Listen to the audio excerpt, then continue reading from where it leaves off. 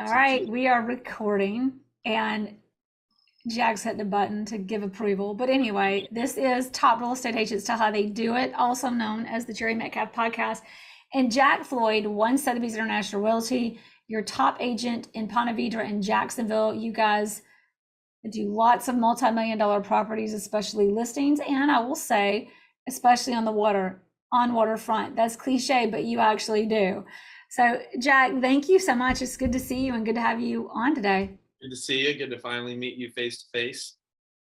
So, as we get going, I know we've talked on the phone a lot about business, and that's how we met.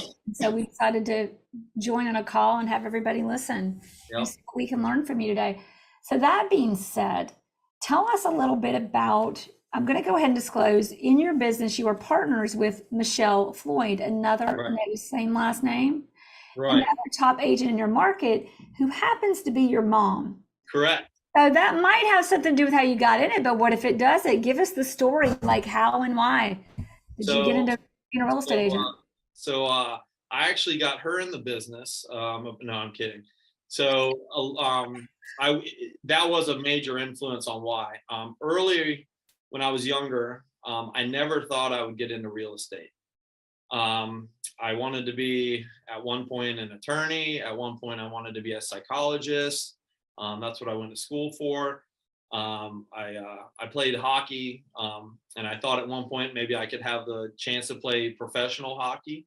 That didn't pan out, but my dad was a residential builder all my life. And so I was and my mom has always been a real estate agent. So that's why you knew you were never going to get into this business. It's kind of that one thing, if you're always around it, you want to do something different. Yeah. And then it kind of hit me, at some point in my life, hey, this like the back of your hand, you've been around it your whole life, give it a try. But leading into that, my dad was a residential builder. I would always be around the construction sites with him, learning things, just kind of like a sponge soaking all that in.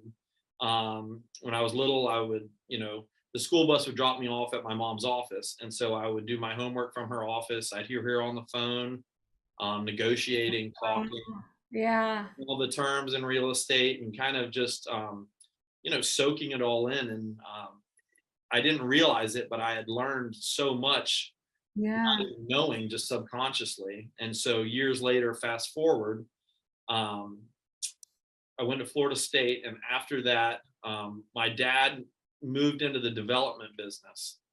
And so he and his partner, Don Combs, who owns C&H Lures here in Jacksonville, they partnered up, and we'd been vacationing in the Abaco, Bahamas for a long time. And I always loved this one piece of property. And I said, man, that would be cool to have a house on one day. Pipe dreams kind of thing, vacationing there. And somehow my dad manipulated it to where he said, what's that one piece you were always talking about? Fast forward a little bit. He started a development down there, a 9-home project, single family homes right on the water with docks. And I got a call one day and said, hey, Jack, would you want to go run this project? I can't be there full time. We need somebody we can trust. Yeah. And so I said, I don't know. The Bahamas sounds terrible. I don't like fishing. I don't like boating. So I hate Goombay smashes. And so I'm assuming you're being sarcastic. And for those of you listening, I'm smiling and laughing, but go ahead. Extremely, but love it. So they needed somebody they could trust, and they knew that I had the knowledge from my past to go over there and do it. And so I kind of started off with the development side of things, construction, overseeing that project. It taking a lot longer, as you can imagine, doing 9 homes in the Bahamas, supplies to getting people to work and things like that. It just took light years longer than what any of us were used to over here in Florida and America. After that was finished, I opened up, why that was finishing, I opened up a dive kind of charter business where I would take people out lobstering, conking, tour guide. My hair was longer at the time, kind of blonde. I wore a similar swimsuit to Captain Ron. there wasn't much left of the imagination as far as fabric. And so that was kind of a fun time. That ended, we finished the project, and I came back. And for a short period, I worked with, How long did that project take? oh gosh, probably 6 or 7 years about. Okay. So Probably, you 7 years in the Bahamas doing a 9-home project. actually, probably pushing 8 years. And then I stayed for a few more doing that kind of dive charter deal. So Wow. I was over there for about 10 years. Wow. Yeah. Okay. So then you're talking about you come back and So I came back and I worked briefly at Dream Finders Homes, which is a big builder here in Jacksonville. And I worked as a site agent. So I would sit at a model home. You have to dress a certain way, act a certain way. And I had a great partner there. He was fantastic. He was one of the top guys there at Dream Finders. And he kind of he was a big help in getting into that kind of mentality of being a site agent and selling. it sounds like for somebody who was into hockey and spent almost a decade in the Bahamas, that might have been like a living hell. No offense, dream builders, but it was sounds like it's challenging. it was something that I never was going to do long term, I think. I think it was something getting my foot in the door for something, but it absolutely wasn't. It was a big shock to the system, going from having all that freedom to going to a very corporate kind of structured environment. And you're older now, like you're supposed to be getting somewhere in life now. Yeah, so it was definitely a big shock. We did very well. We sold out in our community in Nocatee, sold out in our community in over in St. John's area. And then the time came where it was either going to be where I was going to take a draw because it was a brand new community and we had to wait on a few models to even start construction. What year was this? Oh gosh.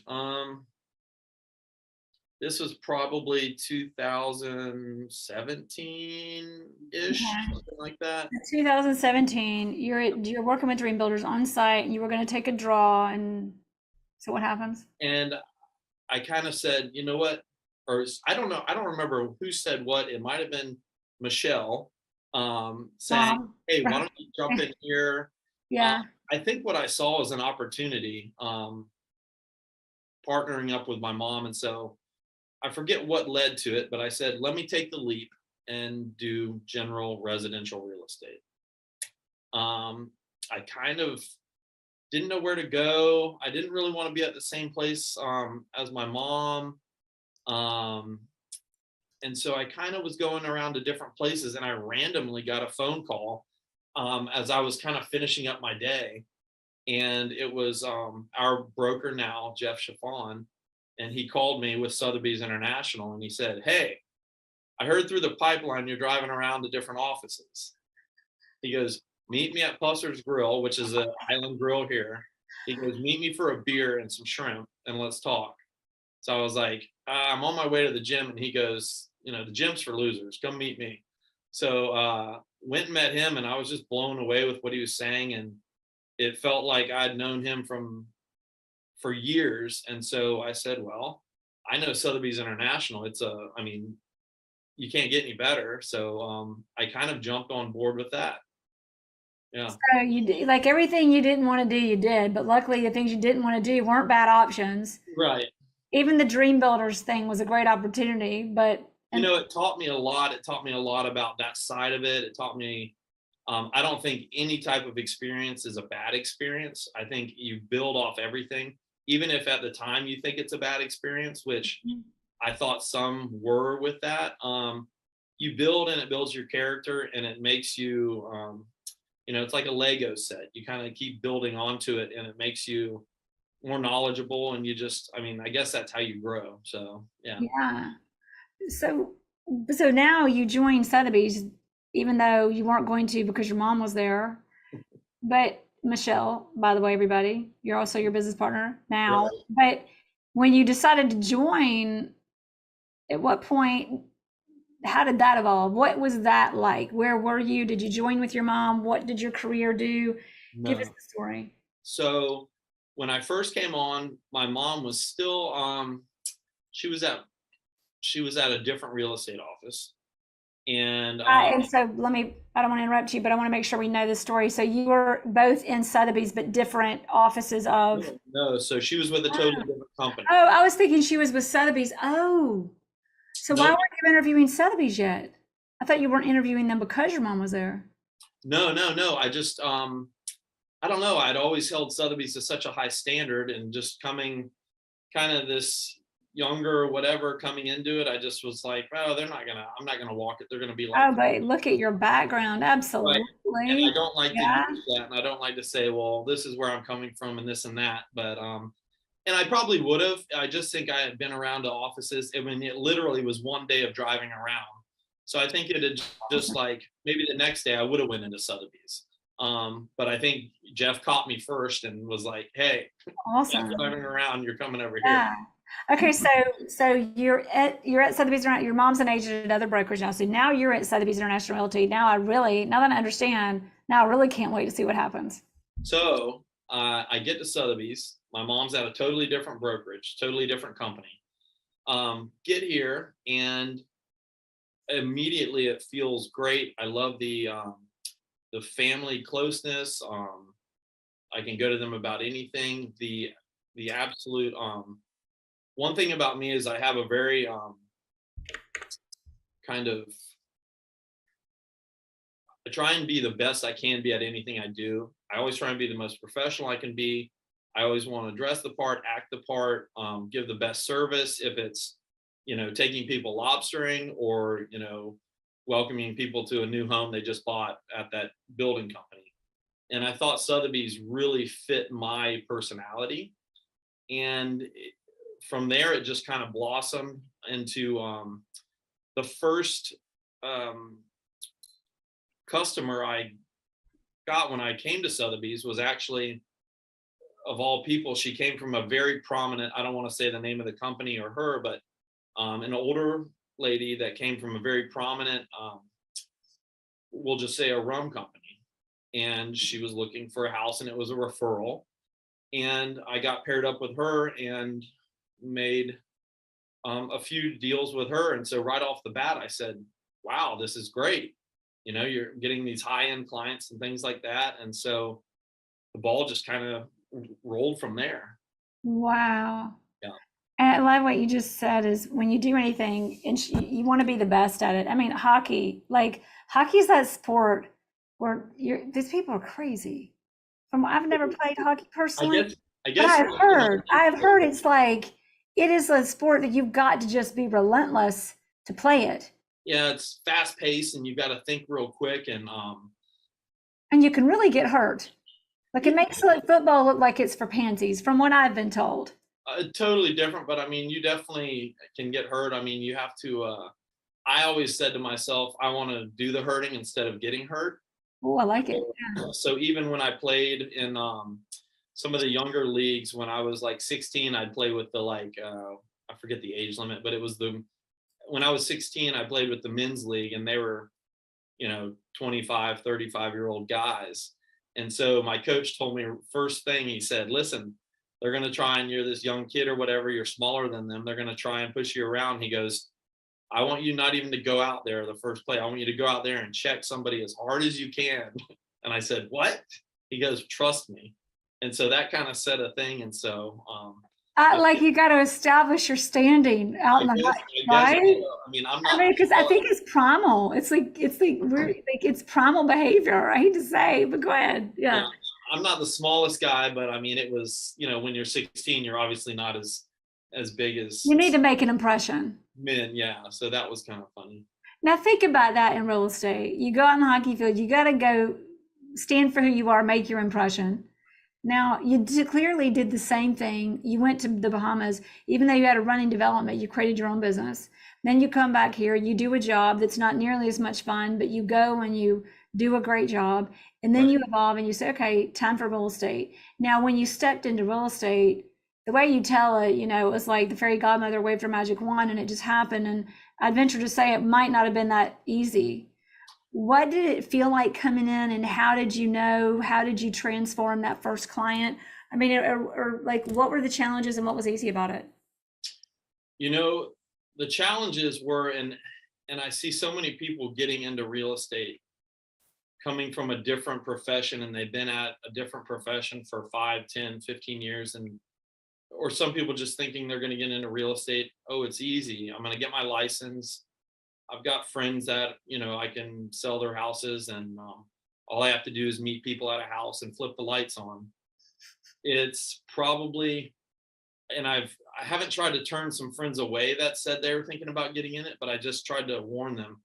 It's such a difficult business to get started in and to maintain.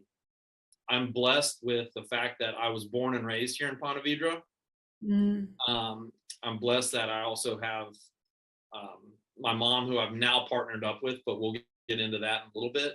But I think it's one of the harder businesses to be successful at, and to be successful for a period of time at, just because of, you're really coming in. If, let's just say I had no background in building, I had no history here. I just moved to Ponte Vedra a year ago.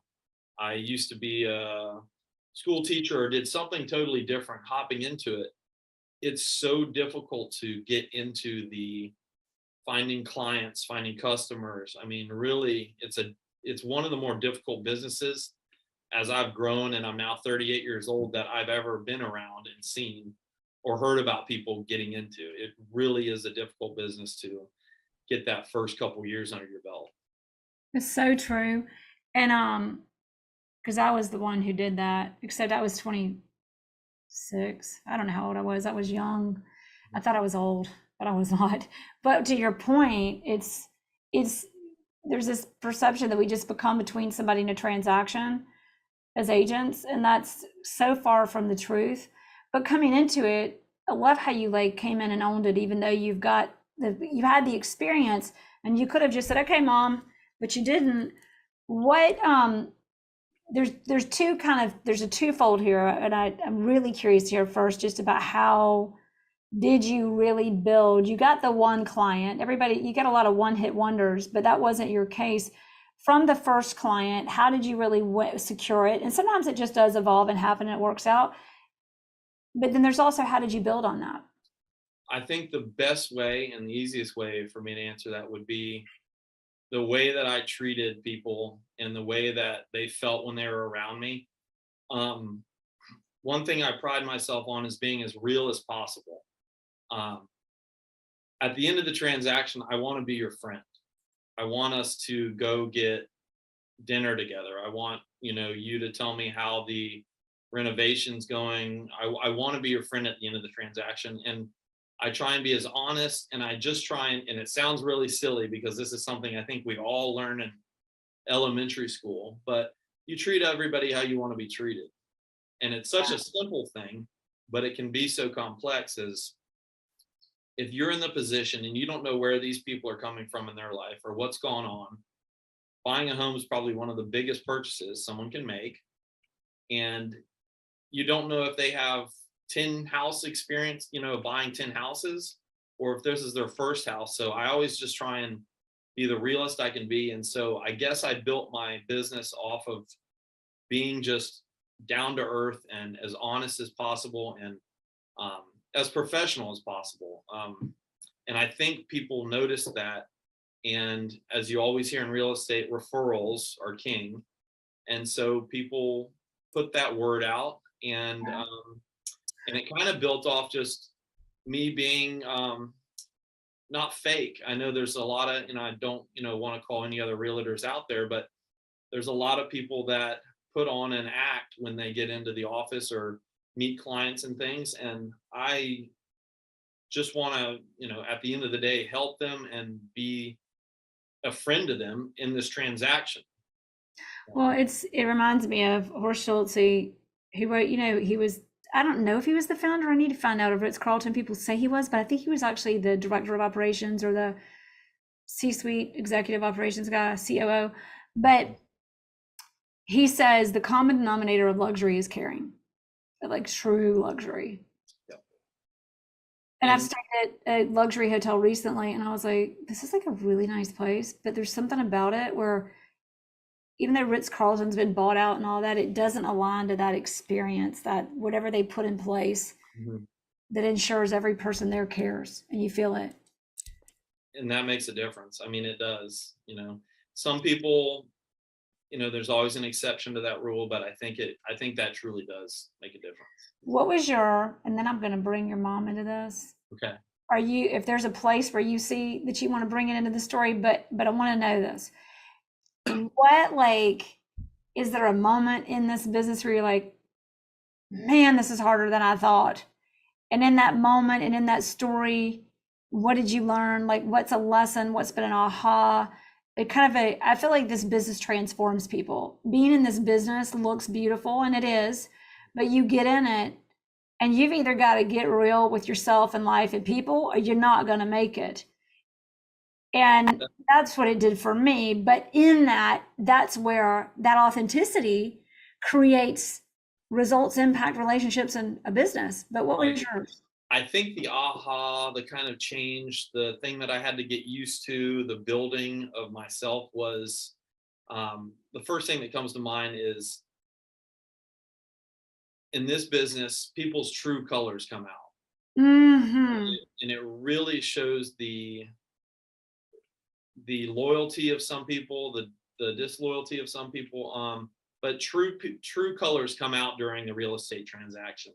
Either someone's going to show you they're a really good person, they're kind, they understand the process, they trust you. That's another thing I'd like to get into is some sellers and buyers have zero trust in a professional, especially if you have the numbers that show it, the history that shows it. They still think, they're, they'd probably tell a brain surgeon how to do the operation before they went under. But the biggest aha was the true colors that comes out, and the fact that I early on I would take things personal.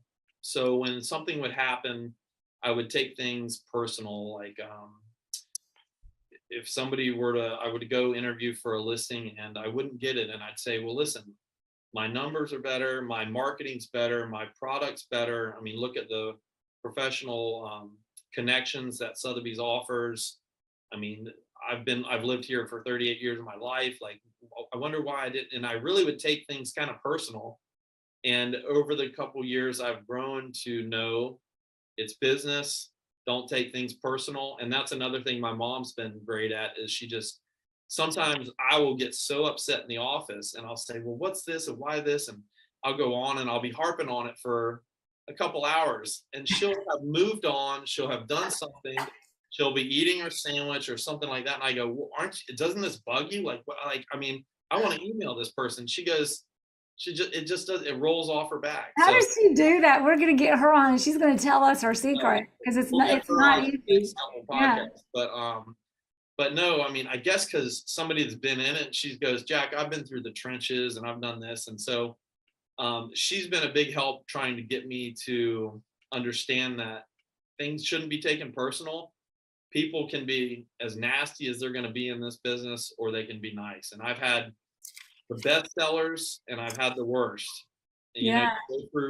you go through times when you've got some really tough stuff, and then you go through times where you're like, this transaction is how it should be. And it's been smooth. You trusted me. We got a great number for you, etc. And so, I wish I had more of those than the negative ones, but I understand. I mean, that's been like, I've not been selling for a year, and I'll tell you, it's been nice. But I love selling too because I remember going through things and being like, I'd never put myself through this, but if it weren't for this experience in the big picture, I'd never be as happy as I am because of it, because I've learned about myself, other yeah. people. But yeah, And those negative experiences, a transaction doesn't need to be, and a transaction can be difficult for a multitude of reasons. A lot of the times it's the other agent, and I'd like to tell the other agent, hey, take a seat back. I'll call you when we're closed and I'll tell you. You know what I mean? right, Sometimes they make it more difficult, or sometimes it's the buyer, sometimes it's the seller. So it all kind of depends, but Yeah. So how do you now, you know, for me, I had to read Never Split the Difference 8 times and put it in practice. That's literally how I did it, because it gave me the tools to listen and stop. I was living on the assumption that it was about me and there was something I could actually do to like take on the burden of other people because of that caring so much. But caring also is like sympathy and empathy aren't the same. But in your business, is there like, is there a tool or is there anything, and I'll get off of this, but I love this topic, but is there a tool or anything like, or that you've been able to put in place? Because it is, I don't think I've ever met an agent that you can't stop caring to be a good agent, right? You can't. You cannot care and become a transactional agent and you become a commodity, or you care, but you learn and you create tools and ways and perspectives to navigate and continue to bring that value and continue to care. It's a bad situation when you have a transaction where your one your few thoughts are just getting to the closing table and picking up your check. When it gets to that point, that's what I would call a bad transaction, is when you're totally, it's been such a difficult process. You're just like, okay, I just want to be sitting down at the title company and, let's get this over with. And that's happened very few times. But like I mentioned earlier, people's true colors come out. And as Michelle says, people just kind of get loony sometimes. Like Yeah, I love it. It's not about me, right? they're just, Remember, they're people. at the beginning, you're at the listing presentation and you're doing it. You're talking to them. They seem nice, great. Every now and then, I've got a psychology background, so I wouldn't say it helps in this business, but I am able to Diagnose. kind of diagnose and read a little bit. And there's a listing that we just took on recently that she and I were both kind of like, kind of on the fence, listening to your gut kind of thing. We took Right. it, probably shouldn't have taken it. So we're going through that now. But yeah, the good ones outweigh the bad ones, and it's always just So like I true. mentioned earlier, when you're so happy when you get to the finish line, and then they call you a week later and say, "Are we still going for that steak or whatnot?" And so that's really the nice part of it. But yeah. Yeah. Okay, so you've got quite the background to come into this business, and it's clear why you're successful. A lot of people, though, come into this business and they should be successful, and they're not. If you could narrow it down to one thing, what is it that's created your success, you think, overall? Because I've seen lots of people. You get the people who are the least like you are the most successful, the most likely least, or in somewhere. It's everywhere. It's like you can't predict it. What If is it was yours? if it was one thing, I think it would. And I like. It sounds silly talking about yourself, but I think if it was had to be one thing, which I don't believe it is, it's a multitude of things. But if it had to be one thing, I believe it'd be my personality. I'm extremely easygoing, but I'm extremely knowledgeable and I'm extremely competitive. I've always wanted to be the best, but I also am extremely laid back. I know when to kind of jump into the fire, and I know when to kind of take it easy. I know how to calm people down. If you get a inspection report that looks crazy, I can calm you down. So I think it would be my personality is what's kind of carried me over to that next step. It sounds like knowing, kind of like the serenity prayer. You know the thing. You know what you can make a difference in. I don't know. I can't remember the prayer exactly right now, but you know what you can affect. You know what you can't, and you know the difference. Yeah, yeah, and your strong suits and whatnot. But Hmm. that's it. Might be my personality. The other things that really kind of I think have been an attribute is my I'm extremely attention to detail, and I want everything to be perfect, and I want everyone to be happy. I think if everyone's kept happy through a transaction, and when you see someone getting a little on the fence and you can see them getting a little worried, it's good to take a step back and just make them be at ease. And so, even when I was little in elementary, middle, high school, I always wanted everyone just to be happy. So I would I guess you'd consider me the class clown back then, is how you'd label that. But it was because I wanted people to be laughing, and even the teachers would laugh, and I'd make them happy. And it wasn't the time and the place at a lot of things. And I think in elementary school it was where I wanted to make people happy, and so it got to a point where I had a desk in the principal's office. But the principal, all the office administrators loved me. The principal loved me. They got me for Christmas my own coffee cup for the principal's office. Oh my God, that's awesome. Actually went to breakfast with the principal and would hang out there. And so it was like, they didn't think I was a bad kid and I wouldn't get in trouble. It was too disruptive. So they're like, here. So That's called a charmer. Like kid that gets sent to the principal's office. It's like you got the principal actually looked forward to you getting sent to the principal's office is what I'm hearing. I mean, that's a gift. I don't know, but I like everyone to be happy, and real estate doesn't need to be this, and it is cutthroat a lot of times, and it's, but it doesn't have to be a bad process. It doesn't have to be a stressful process. We're not reinventing the wheel. I mean, every transaction's a little different, but it's also a little bit the same. And so when you have other agents and people that kind of, I'm trying to choose my words wisely. Yeah. Here to the point of where they're not helping their buyers or sellers anymore.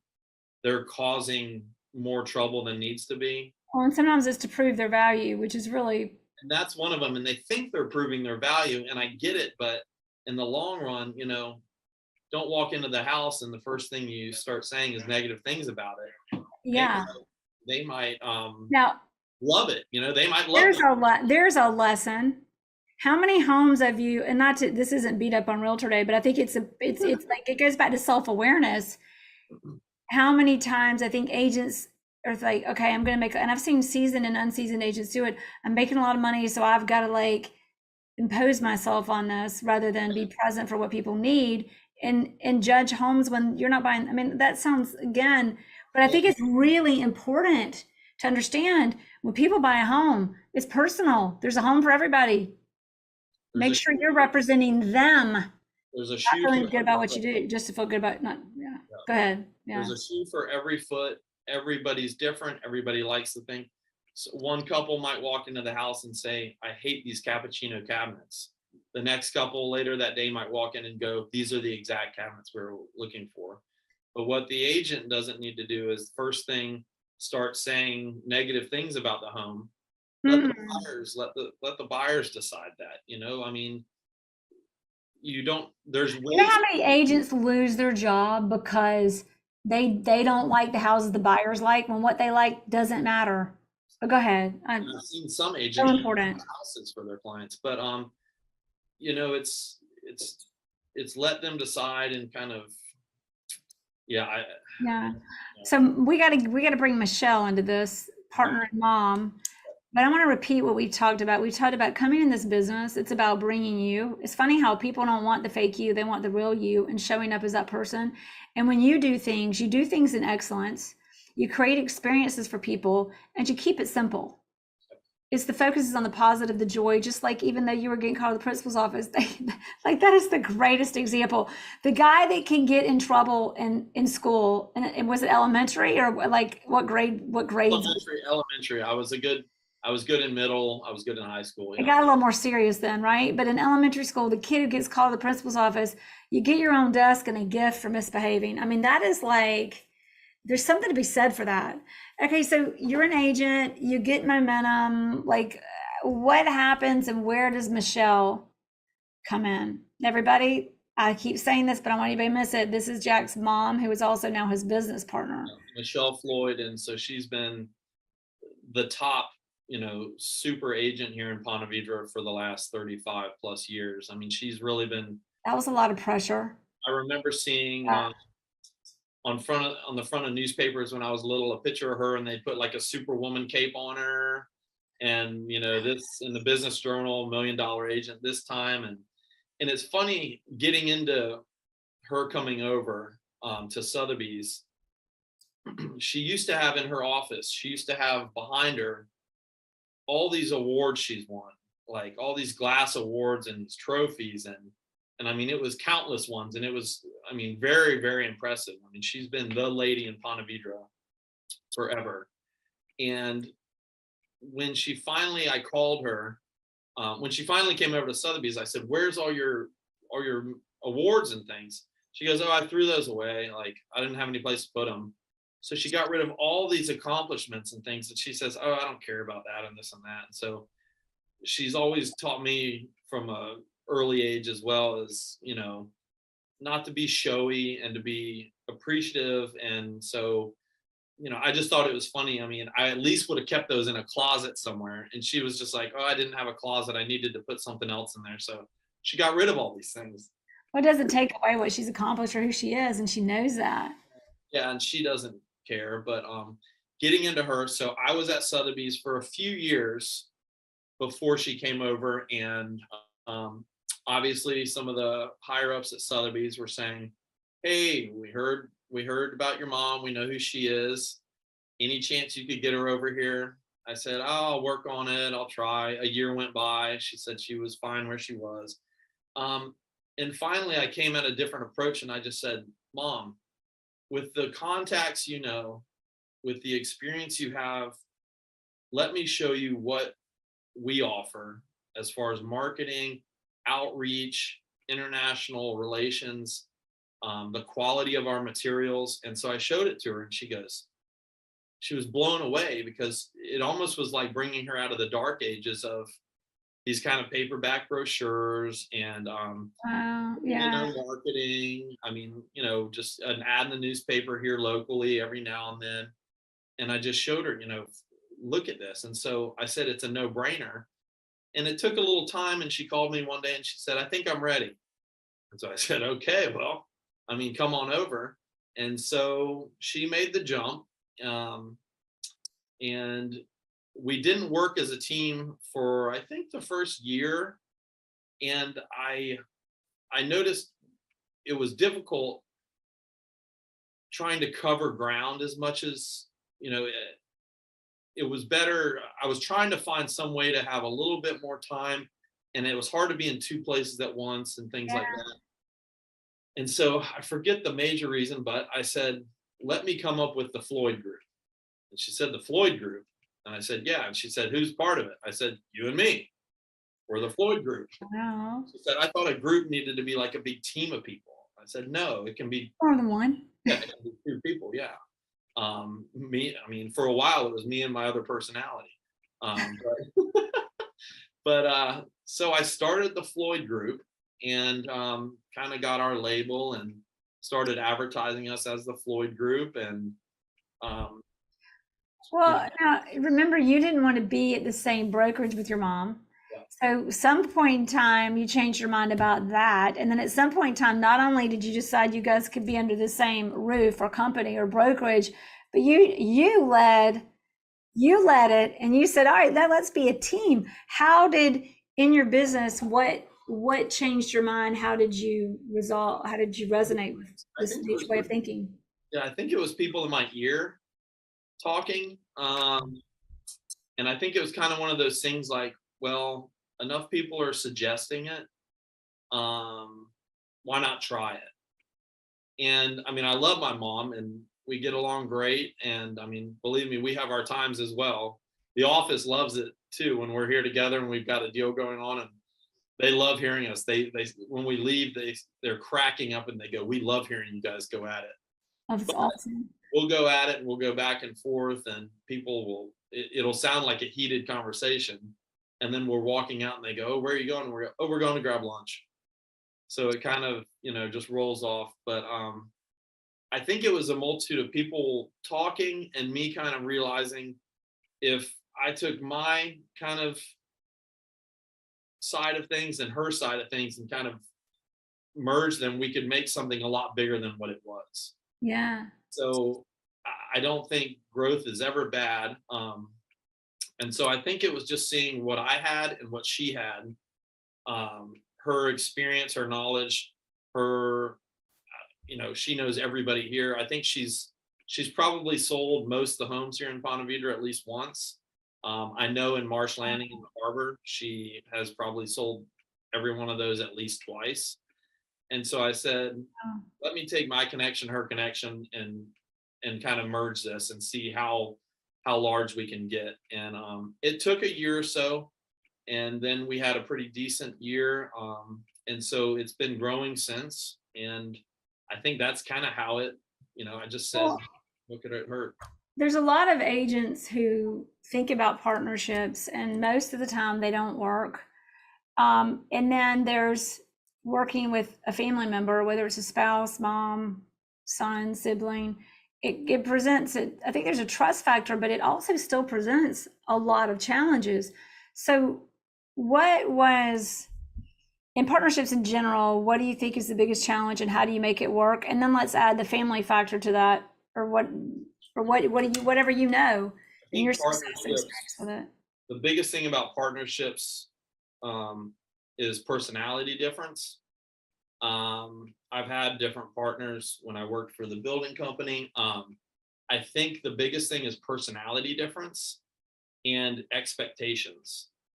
So, for instance, I'm very, very thorough, very organized.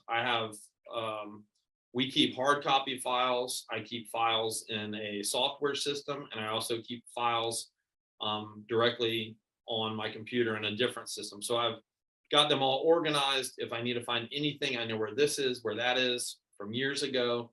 I'm very thorough. And Michelle, for instance, is a little old school where she's got her paper files. We've got a big file cabinet with everything, which is great. You got to keep those as well. The technology side, there's a difference there. I'm a little more tech savvy. Mm-hmm. So I think it's a difference of personality. But so I'm more tech savvy and kind of handle that area. But she's light years better at the negotiating, the client relations. I mean, she has some of those. I mean, she should teach, every now and then we get calls on these different things, and, we're like, you're talking to the teacher here. She's got that down to a science. So I think it's personalities, and I think it's, yeah. So but we said personalities and expectations. And personalities, I think it's how your strengths, by that you would mean like how your strengths and weaknesses in the business overlap and complement. To touch back on that, Yeah. the expectations, when people form teams, and we had thoughts of bringing more people on to the team. I mean, that's never a bad thing. Well, it can be. And so we were going to kind of build the team and bring a few more people on. But my biggest hesitation was she and I, obviously it's my mom, so we know each other more than anybody. Yeah. But, bringing other people on, we would have expectations that we pride ourselves on, as far as our white glove service, Oh, yeah. our responsiveness. I mean, it kills me when I can't return an email or a phone call if I'm with clients. The first thing I do after a few hours, I mean, I text them, I can't talk to you. But bringing people on to the Floyd Group was a concern, because we didn't want the name to be attached to somebody that didn't hold up the same expectations that we did. And so, and at some point, if it didn't out in the community, it would reflect back to us with that label attached to them. So I think that's also the biggest concern, building a group or a team, is managing all those different personalities. And, hey, we got a call that you didn't return this email, or this person said they couldn't get in touch with you for 2 days, or like, are you checking your voicemails? So that's kind of something we thought about, and we just said, we handle our business just fine. Let's keep it the two of us, and it's run pretty smoothly. Yeah, because when you say expectations, I always think about the expectations of what it's going to be like to work together, but it's also the expectations of your clients fulfillment, because that's like, what are we at? We're all here for the client. We're here for the clients. And it's that's it. You're trying to make the client happy, and you don't want to have a team member. You are making the client happy. We already heard your story about elementary school. But keep going. So we're making the client happy. I couldn't help myself, but making the client happy. Go on. Go. You were telling us. but we wouldn't want to get a call from the client and say, hey, you guys left these couple lights on, or the back door was left unlocked, or something like that, or something to where then you have to go to your team member and go, hey, make sure you double check this, or you left the chandelier on and it's 35 feet up, and now they've got to get somebody in there to change the light bulb. And like, so it's having to go back and just you know having to be accountable and things So like that the value of your reputation and this is not to beat up on teams, but it's something to be considered. When you build the kind of reputation, you have the kind of clients, the value, number one, of the damage it does to your reputation. What is the cost of that? Number two, the time it costs you to correct the problem, which, yes, problems create opportunities, but it's still a problem in time. And our time, as you become a successful agent, I think it's interesting, it's important to touch on, is we've got people coming into the industry in a younger generation that what it took to get where you are now and what it costs to not understand that, and the value to even, for lack of a better word, I'm just going to say associate, but align with, be around a top producer who has earned it, and get a fast forward up close look at that. Everybody out there who's there, I made the biggest mistake of not valuing that myself and growing my team, and then making sure you understand as a younger, newer, you don't have to be a newer agent, that what that is and what it means to be a part of that. What do you do to, I think, empower the industry at large in our businesses? Yeah, I'm not sure, but some of the new, touching on it a little bit,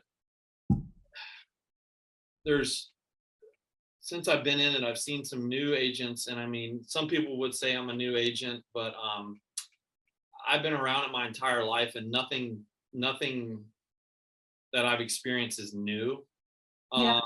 I've seen some new agents come in, and there's a couple people that are a couple years in, and they've got it. They've got the like, I want to say Shelby because she's so great.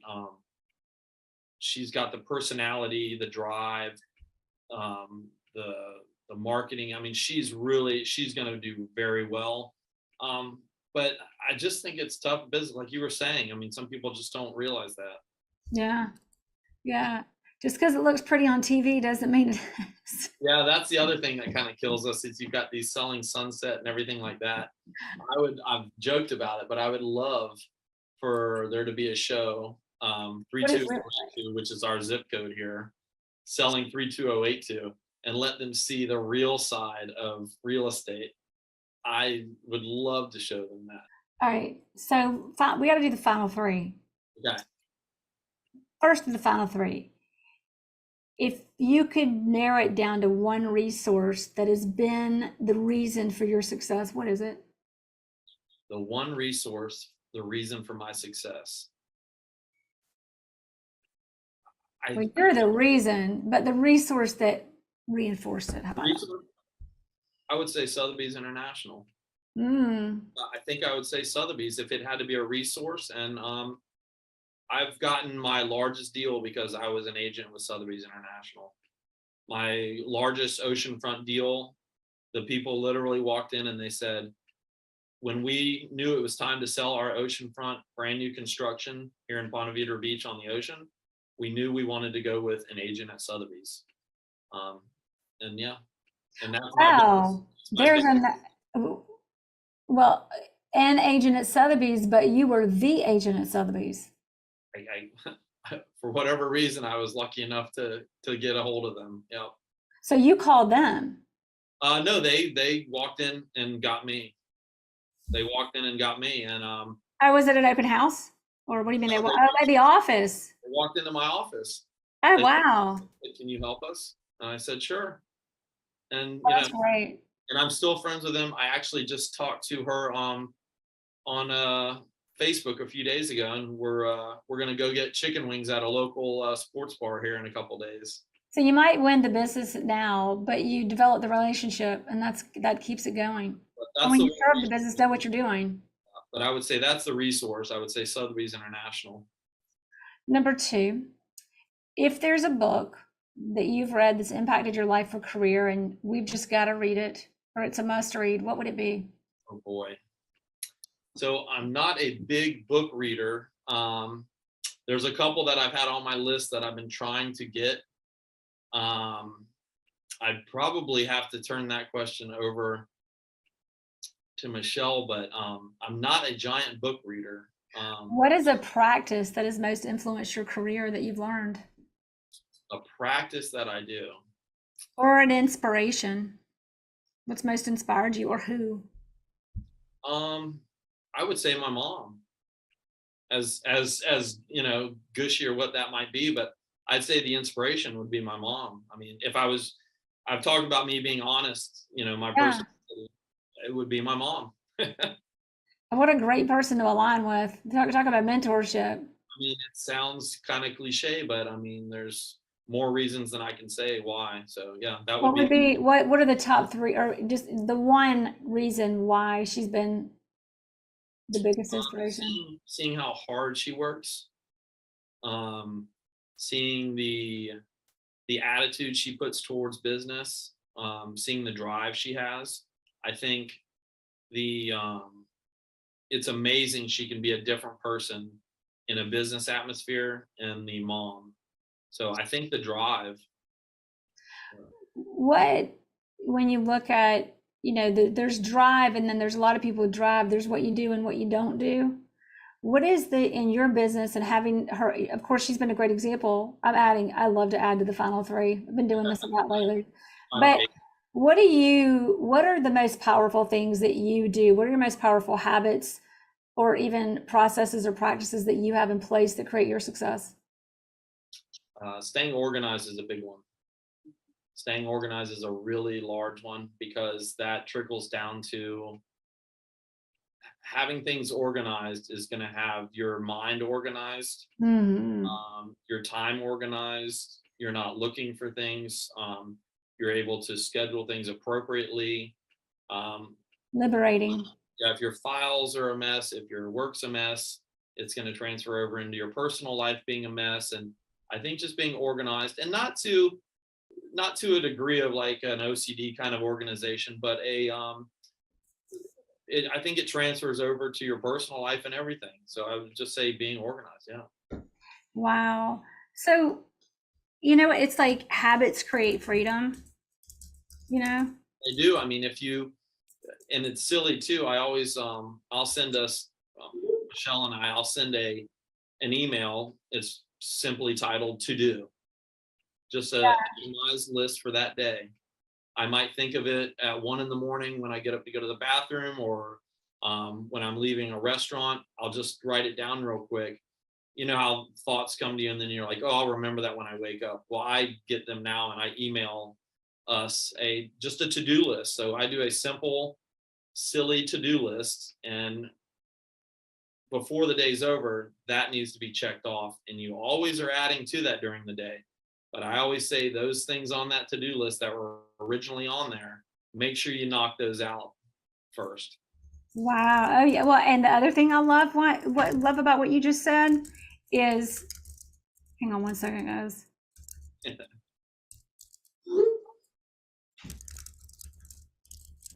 Okay, I'm back now. But due tomorrow, I had to handle something, everybody. But anyway, we're back, and we're closing out. I apologize. I love that real estate agents listen to this, because we help get it. But the other thing is, plan tomorrow today. I mean, plan tomorrow today. Tomorrow starts today. Right. Staying one day ahead. Mm-hmm. So, and be organized. Being organized is freeing. Okay. Especially in this business. I mean, in this business, you need to be organized. And I see it so many times where, I mean, I'll get calls from agents and they'll say, I need to see this house. And I'll say, well, I'd love to show it to you, but that's not my listing. Like, at least get that right. But yeah. Yeah. So organization is everything. Sometimes it's like this takes so long to get organized, but the freedom it gives you, and the efficiency it gives you, and the time it saves in the big picture, I think it's just insurmountable. It does, and it will make your life easier, and that's one thing, I mean, back to me being a little kid, my dad would always say, if you take something out of the drawer, put it back in that drawer, then guess what? You're going to know where it's at the next time. So, Exactly. yeah. Exactly. I'm going to add a question, then we're going to add the last. It'll put us in here for about 5 or so more minutes. Are you okay for 5 more minutes? Absolutely. Okay. So when you look at your business, we haven't touched on when developing relationships wins you listings. But when you win listings, I'm sure you go on listing appointments, but is it always that way? Or how do you build your listing portfolio? How do you win your listings? Is it usually an appointment or is it some other avenue? As far as, going to the appointment and how I end up Like before, like sometimes when I won listings, it was, hey, we're ready to list our house. We know you're the person. Can you do it? Or they might call me to come over. But I always had to remind myself, this may not be an interview. A lot of times they just want to get the process going and don't unsell myself by trying to like convince them to do something they were ready to do already. And that's a big thing as well. So typically, at least for me, I can tell in their voice, and it's if I already have had a relation with them, if I know them, if they know somebody I know and they were referred to me, typically, not all the time, but typically that's when it's more or less, hey, let me tell them this is how the photos are going to go, this is how this is going to go, and I'm not going to do my whole spiel. If it's somebody that's randomly called me, hey, we got your postcard, we are thinking about selling our house, we're interviewing a few people, then Yeah. hey, I'm going to bring the whole shebang. I'm going to bring the listing video. I'm going to bring the whole 9 yards. I'm going to put on my good jacket for that day. Well, I like that because when we started this, you said, I love this. You said it's about being the best. Make sure you dress the part, act the part, and serve for the part. And one thing that my mom always taught me, and she said, you never want to be more dressed than the buyer or the seller. Oh. You never want to show up and be a selling sunset, just head to toe, and you're in a $5,500 outfit or something. You always want to look nice. You always want to be presentable, but dress the part, but don't overdo it. I mean, Yeah. I feel like my dress code really.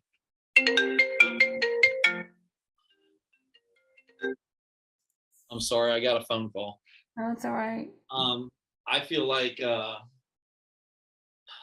my personality comes through. I consider it a business casual on most occasions.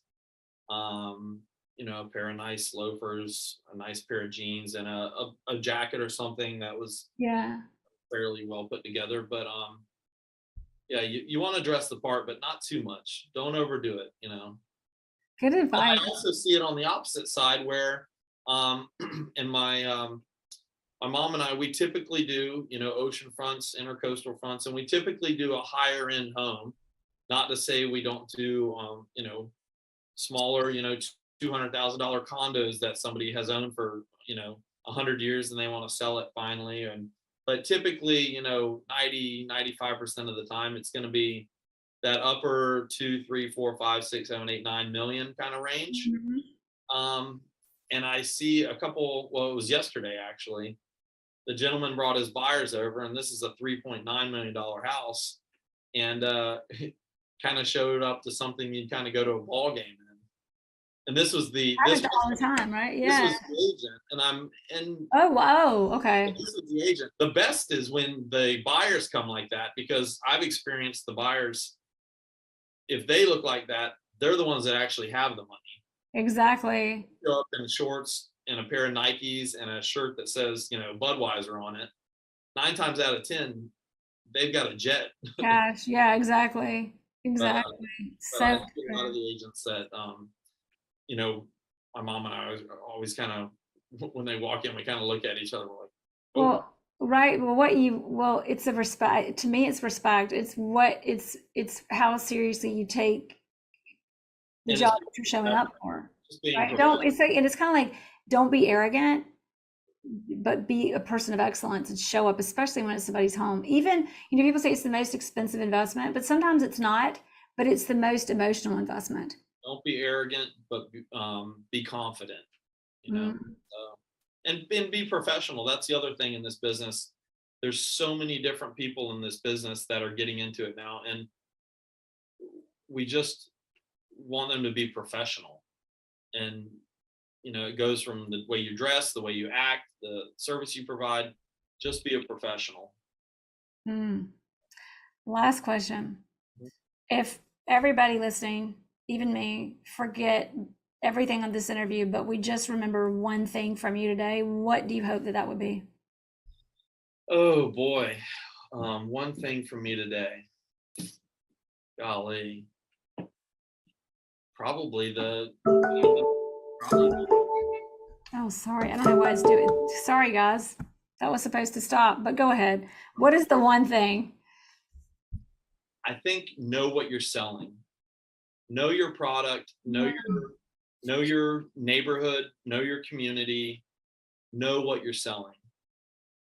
Have the That is the hell of some good advice that needs to be taken a lot more. It's life-changing. Just know what you sell. Know what you're doing, know what you're selling. If you're unfamiliar with a community, and there are spots in Jacksonville, it's spread out. I typically do 95% of my business here in Ponte Vedra Beach, but I do sell on the river in Jacksonville. There's some neighborhoods there I'm not familiar with. If I'm going to get a buyer that's interested in looking at these $4, $5, $6 million houses in these neighborhoods that I'm not familiar with, although I was born and raised here, I'm going to go the day before and I'm going to drive around for a few hours. Get familiar. Where the Publix is, where the grocery store is, where the bank is, the other houses in the neighborhood. Just familiarize yourself with not just what's for sale out there, but familiarize yourself with the questions that they're going to ask, and just know the area you're selling and know the neighborhood. A lot of times we get so many people that have no clue, have absolutely no clue where anything is or the product they're showing or selling. And yeah, I would say know your product. I love that advice. That's the best. Yep. Jack Floyd with Sotheby's International Realty, One Sotheby's in Ponte Vedra. Thank you so much. It's so good to see you, and thank you for sharing, and thank you for being here. We can't wait. We're going to bring you and Michelle back on. We will. We'll definitely. I'll get her to come on soon. So it's hard, like I mentioned earlier, with trying to be in two places at once. So. Thanks for listening to the Jere Metcalf podcast, where top real estate agents tell how they do it. Powered by Breakthrough Luxury Coaching, this podcast was created for real estate agents across the world, coming together, sharing ideas that take their businesses to the next level. Breakthrough Luxury Coaching and membership provide luxury real estate agents tools and resources that win more business, increase volume and sales prices, and create results. To learn more, go to getstarted.breakthroughluxury.com.